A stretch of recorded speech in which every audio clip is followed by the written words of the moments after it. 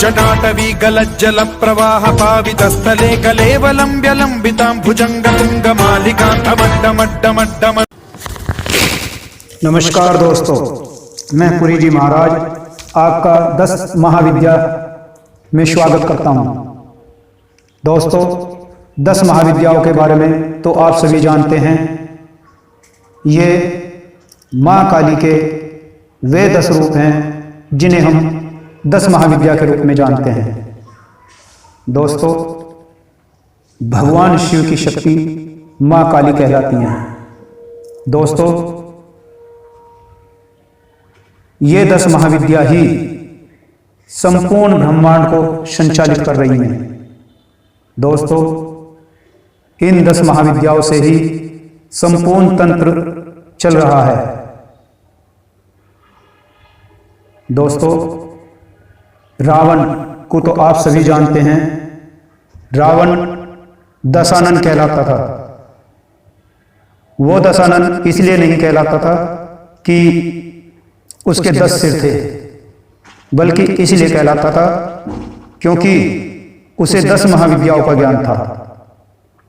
दोस्तों, उसे 10 महाविद्याओं का ज्ञान होने के कारण वह बहुत ही शक्तिशाली और विद्वान राजा बना। लेकिन उसके अंदर घमंड और अहंकार आ गया था। दोस्तों, जब भगवान शिव ने रावण से वर मांगने को कहा तो रावण ने भगवान शिव से कहा कि प्रभु, आप मेरे साथ लंका चलिए।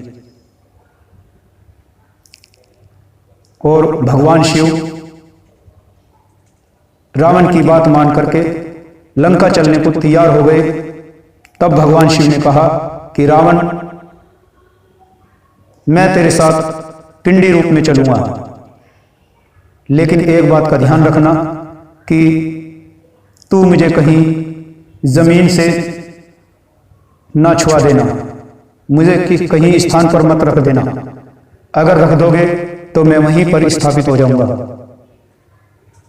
दोस्तों, रावण जब भगवान शिव को लंका ले जाने लगा तो मां क्रोधित होकर बोली कि रावण, तूने मुझसे मेरा महल जो मैंने इतनी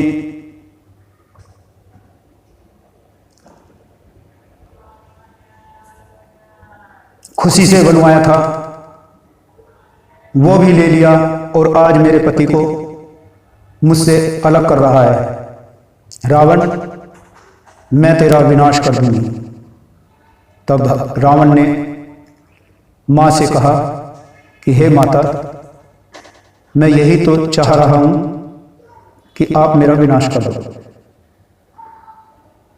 क्योंकि मैं जानता हूं जब तक मेरा विनाश नहीं होएगा मेरी मुक्ति संभव नहीं है।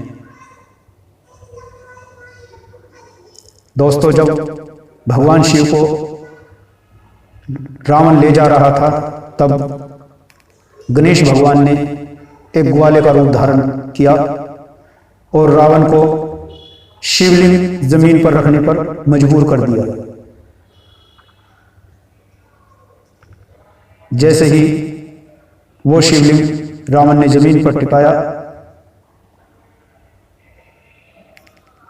माफ करना दोस्तों, रावण ने वो शिवलिंग गणेश जी को, जो कि एक ग्वाले के रूप में थे, उन्हें दिया और गणेश जी ने वो शिवलिंग जमीन पर टिका दिया। जब भगवान शिव कैलाश वापस आए तो मां पार्वती कहने लगी कि प्रभु, मैंने रावण से कह तो दिया है कि मैं तेरा विनाश कर दूंगी, लेकिन मैं उसका विनाश करूंगी कैसे? उसे 10 महाविद्याओं का ज्ञान है। उसका विनाश होना, उसका अंत होना इतना संभव नहीं है। तब भगवान शिव मां पार्वती से कहने लगे, पार्वती, रावण को 10 महाविद्याओं का ज्ञान है, लेकिन वो ये नहीं जानता कि मेरी एक विद्या और भी है जो कि 11वीं विद्या कहलाती है। तब मां पार्वती ने भगवान शिव से कहा कि प्रभु, आपकी वो 11वीं विद्या कौन सी है जिसका ज्ञान आज तक मुझे भी नहीं है। तब भगवान शिव ने कहा, पार्वती, इन 10 महाविद्या को नियंत्रित करने के लिए ही मैंने अपनी 11वीं विद्या उत्पन्न की है, क्योंकि मैं जानता था कि भविष्य में जिसे भी 10 महाविद्याओं का ज्ञान होएगा वह रावण की तरह अहंकारी हो जाएगा। इसीलिए इन 10 महाविद्याओं को नियंत्रित करने के लिए मैंने ये 11वीं विद्या बनाई है, और मेरी इस 11वीं विद्या का नाम बजरंग है। दोस्तों, बजरंगबली को तो आप सभी जानते हैं, भगवान शिव के वो 11वें रुद्र अवतार हैं जिन्हें हम 11वीं विद्या भी कहते हैं। भगवान शिव ने मां पार्वती से कहा, पार्वती, मैं अपनी इसी 11वीं विद्या से रावण का विनाश कर दूंगा। दोस्तों, हुआ भी ऐसा ही।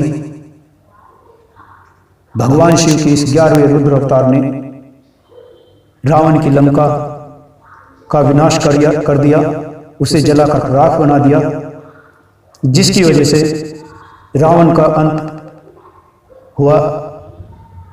दोस्तों, हम हनुमान जी महाराज को, बजरंगबली महाराज को भगवान राम के परम भक्त के रूप में भी जानते हैं, जो भक्त शिरोमणि कहलाए।